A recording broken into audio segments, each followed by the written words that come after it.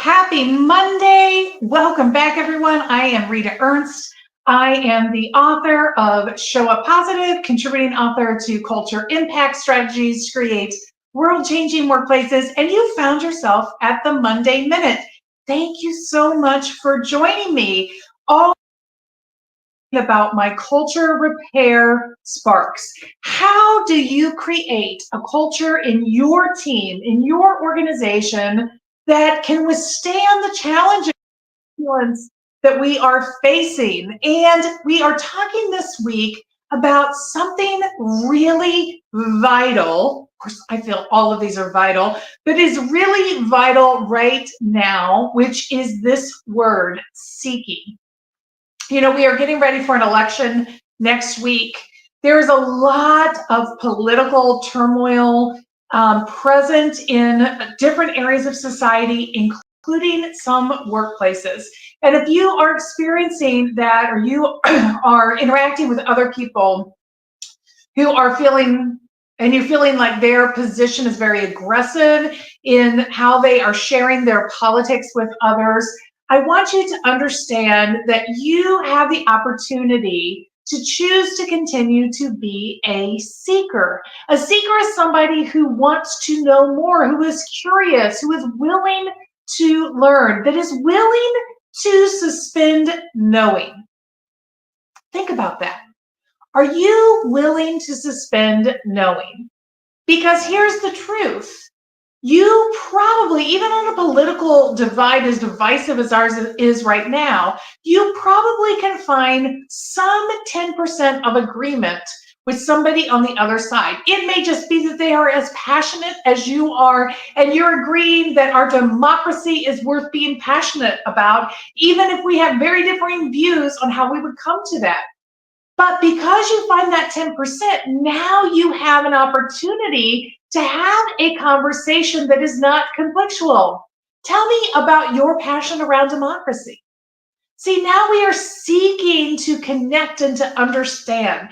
Seeking is an amazing, transformative Harry Potter level wizardry skill.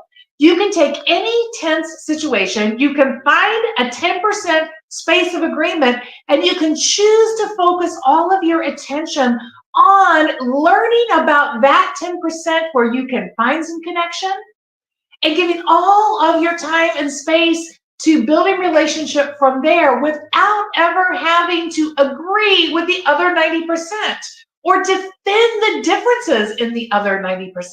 Doesn't that sound amazing? This is what choosing to be a seeker does.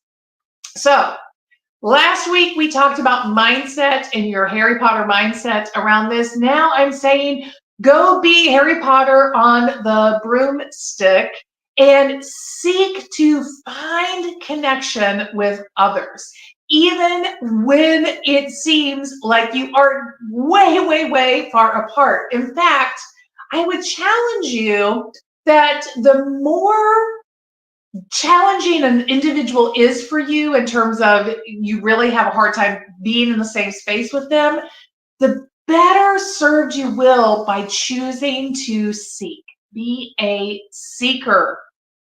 And because of the mirror neuron things, you have a really high chance that they are going to reflect some of that seeking back to you. Now, I'm going to be honest here. There are true narcissists, and narcissists attract other narcissists. And sometimes you are in a group or you are around somebody with those narcissistic tendencies, which simply means they think they are always right. They only see their point of view. They think they're the smartest person in the room.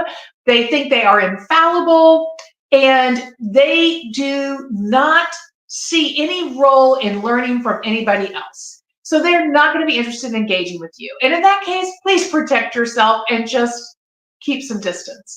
But that is not the vast majority of the people with whom you are engaging every day at work. So it is only going to continue to get intenser by the day as we get closer to the US election. And I want you to be safe out there. I want you to take care of your own well-being.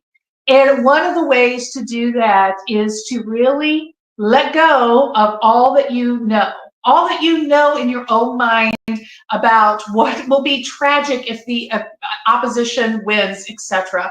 Those are fears that we hold, but the truth is we have many people in our nation who are passionate about democracy. And we can always come back to finding our way to conversation around democracy, right? So I want you to be a seeker. I want you to look for ways to understand, because when you understand the other person a little bit better, you're also probably going to get that moment to share a little bit about you and allow them to understand you better as well. And if we take it outside of this rough time and just take it back into your team on the regular, letting go of this idea of our most important role in the team is to know and command with our competence is not the truth. There are times and places where your competence is amazing and you need to let it shine. But more importantly, for psychological safety, we also have to have plenty of spaces where we get to be learners, where we get to make mistakes, where we get to say, I don't know. And we look to a teammate right beside us and say, hey, you could teach me, help me, show me, right? And so this is what we want to do inside of our teams. We want to let go of the story that knowing is everything and become seekers who are constantly willing to learn and to, in that way, level up and elevate our game and elevate the team around us, because we are seekers. I hope that you're excited about this idea of seeking. I can't wait to hear how you are applying it. So please jump into the comments and let me know how you are applying your wisdom of seeking over this last week and this week to come. And I will see you back here next week. Let's see, what are we talking about next week? I think we start a whole new letter. I think we're talking about transparency. Yes, we are talking about transparency. Oh, election week. That's quite an alignment there to be talking about transparency then. So I will see you back. And if you are in the US and you are registered to vote, don't forget to make a plan to vote. It's the most important thing we all can do for our country. Thank you and have a great week. Bye.